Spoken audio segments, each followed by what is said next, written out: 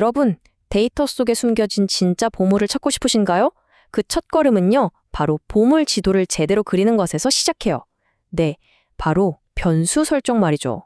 오늘은 여러분의 데이터를 아주 의미 있는 보물 지도로 만드는 그 비법 같이 한번 알아보겠습니다. 데이터에 담긴 그 흥미진진한 이야기를 풀어내기 전에 우리가 반드시 거쳐야 할 아주 결정적인 단계가 하나 있습니다. 이걸 어떻게 하느냐에 따라서 분석이 명확한 길을 찾을 수도 있고 아예 엉뚱한 곳으로 가버릴 수도 있거든요. 과연 그게 뭘까요? 맞아요. 바로 변수 설정입니다. 이게 그냥 표에 빈칸 채우는 그런 단순한 작업이 아니에요. 데이터 하나하나에 정체성을 딱 부여해주고 분석의 뼈대를 세우는 뭐랄까 건물의 설계도를 그리는 작업이라고 할 수 있죠. 자, 그럼 이 설계도의 가장 기초부터 한번 다져볼까요? 모든 데이터의 이름표를 딱 붙여주는 것, 변수 프로필 정의부터 시작해보겠습니다. 자, 보세요. 바로 이 화면이 여러분의 데이터 지휘 본부 변수 보기 창입니다. 여기서 우리는 이름, 유형, 레이블 같은 것들을 통해서 각 데이터가 어떤 규칙을 따라야 할지 하나씩 정해주게 될 거예요. 먼저 이름과 레이블을 볼게요. 이름은요, 시스템이 인식하는 짧고 유일한 아이디, 그러니까 사람으로 치면 주민등록번호 같은 거예요. 반면에 레이블은 우리가 딱 보고 알기 쉽게 붙여주는 친절한 별명이나 설명 같은 거죠. 예를 들어 이름이 젠더라면 레이블은 성별, 이렇게 적어주는 식으로요. 다음은 데이터의 근본적인 정체성을 결정하는 유형입니다.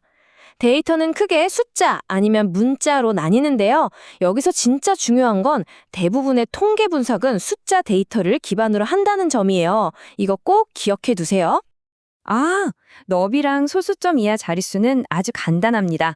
그냥 데이터가 화면에 보일 때 얼마나 넓게 보일지, 소수점 몇째 자리까지 보여줄지 이런 서식을 정하는 거라고 보시면 돼요. 자, 이제 진짜 재미있는 부분입니다.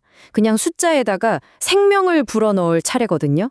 밋밋했던 숫자들이 어떻게 의미 있는 정보로 확 바뀌는지 한번 보시죠. 예를 들어서 우리 이런 설문지 많이 보잖아요. 당신의 성별은 무엇입니까? 질문에 남자 아니면 여자로 답하게 되어 있죠. 바로 이 정보를 컴퓨터가 알아들을 수 있도록 값 설정해서 코딩을 해주는 거예요. 자, 숫자 1은 이제부터 남자라는 뜻이야. 그리고 숫자 2는 여자야. 이렇게 약속을 정해주는 거죠. 이제 컴퓨터한테 1은 더 이상 그냥 1이 아니라 남자라는 구체적인 의미가 되는 겁니다. 그런데 만약에 답을 안 한 사람이 있으면 어떡하죠? 그럴 때 쓰는 게 바로 결칙값입니다. 예를 들어서 999처럼 실제 응답으로는 절대 나올 수 없는 숫자를 결칙값으로 정해두면요. 나중에 분석할 때 컴퓨터가 알아서 이 값들은 쏙 빼고 계산해 주니까 결과가 훨씬 정확해지겠죠? 자, 이제 분석의 핵심으로 넘어가기 전에요. 데이터를 눈으로 볼 때 좀 더 깔끔하게 다듬는 몇 가지 설정들만 빠르게 한번 훑어볼게요. 이 열은 데이터 칸의 너비를 조절하는 거고요. 맞춤은 글자를 왼쪽에 붙일지 오른쪽에 붙일지 정하는 거예요.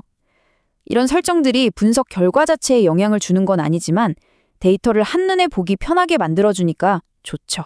자, 여러분, 지금부터가 정말 중요합니다. 사실상 오늘 이야기의 하이라이트라고 할 수 있어요.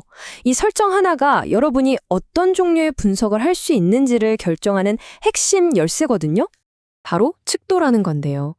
이건 데이터의 측정 수준, 그러니까 데이터의 성격을 의미해요.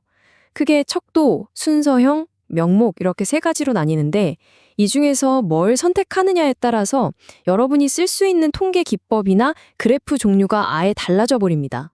핵심은 범주형이랑 연속형 데이터의 차이를 이해하는 거예요. 범주형 데이터에서 숫자는요, 성별이나 지역처럼 그냥 그룹을 나누는 분류용 이름표 같은 거고요. 반면에 연속형 데이터에서 숫자는 키나 몸무게처럼 실제 크기와 양을 의미하는 거죠. 한번 생각해 보세요. 성별에서 1번 남자가 2번 여자보다 작다고 말할 수 있나요? 말이 안 되죠. 이게 범주형이에요. 하지만 키 180cm는 170cm보다 크다. 이건 너무 당연하잖아요. 이게 바로 연속형이죠. 데이터가 어떤 종류냐에 따라서 우리가 던질 수 있는 질문의 종류가 완전히 달라지는 거예요. 그런데 범주형 중에서도 좀 특별한 친구가 있어요. 만족도 조사처럼 매우 불만족부터 매우 만족까지 자연스러운 순서나 서열이 있는 경우요.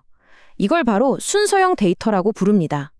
각 단계 사이의 간격이 똑같다고는 말할 수 없지만 순서가 있다는 게 중요하죠. 그래서 결론은 이겁니다. 칙도를 데이터의 성격에 맞게 정확하게 설정하는 것. 바로 이것이 여러분의 분석, 여러분이 그리는 차트와 그래프가 통계적으로 타당하고 의미 있는 결과를 내도록 보장하는 가장 중요한 마지막 단계인 거죠. 자, 그럼 오늘 여정을 간단히 정리해 볼까요? 첫째, 우리는 데이터에 이름표를 붙여줬어요. 프로필에 정의했죠. 둘째, 그냥 숫자에 생생한 의미를 부여했습니다. 값을 할당했고요.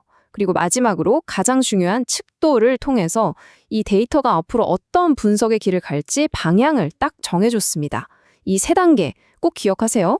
이렇게 분석을 위한 완벽한 청사진이 완성됐습니다. 잘 설계된 이 데이터를 가지고 여러분은 이제 어떤 흥미로운 이야기를 발견해 내시겠습니까?